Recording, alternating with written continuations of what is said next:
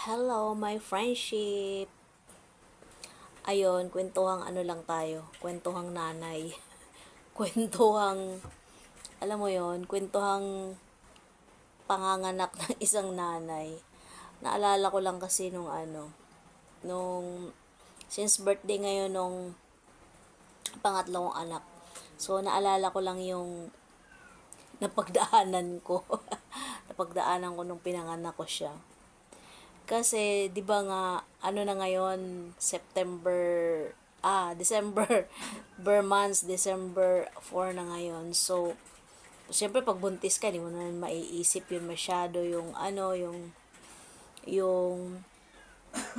mga paghahanda, kasi yung iniisip mo, yung panganganak mo. Baby, tell me the truth. So, ganon.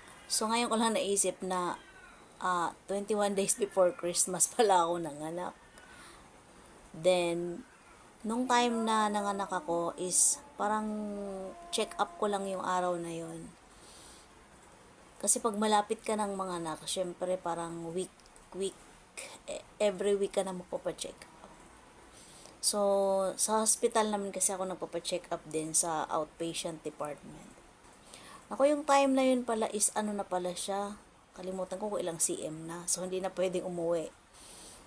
Ano siya, parang umaga kami pumunta, inabutan na kami ng tanghali.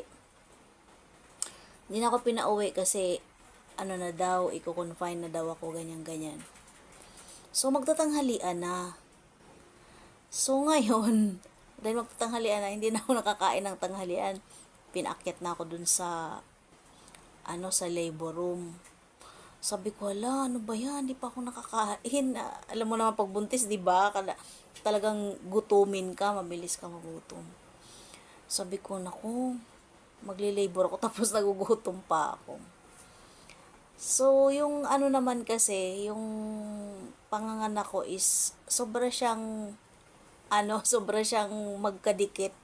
Then, yung pangalawa kong anak, pinanganak ko ng, 2005. Alala ko pa nga, sabi nung biyanan ko nung nanganak ako dun sa pangalawa kong anak. Kasi every time na nanganak ako, nandun sila for the support sila, nasa hospital sila sumasama. Sabi nung biyanan kong babae, oh,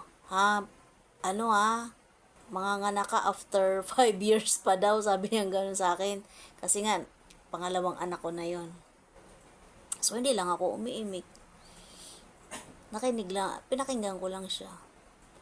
Nako, hindi ko akalain, wala pang 1 taon, nagbuntis ulit ako dito nga sa pangatlo kong anak. Yung talaga nung mga mothers, no, yung experience ng mga mother sa bawat pregnancy nila is, alam mo, unique, kakaiba. Hindi mo pwedeng sabihin na, alam ko na yan, nakailang anak na ako eh. Hindi eh. From the beginning mong panganganak, pangalawa, pangatlo, pang-apat, iba-iba yung experience mo and iba-iba yung matutunan mo.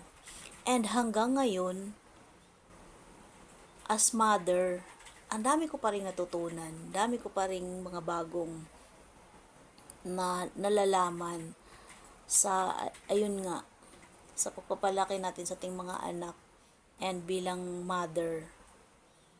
So, ayun, grabe, ang haba na nakaano na ako. So, may part 2 pa yun. May part 2 pa yung aking kwentuhan. So, now,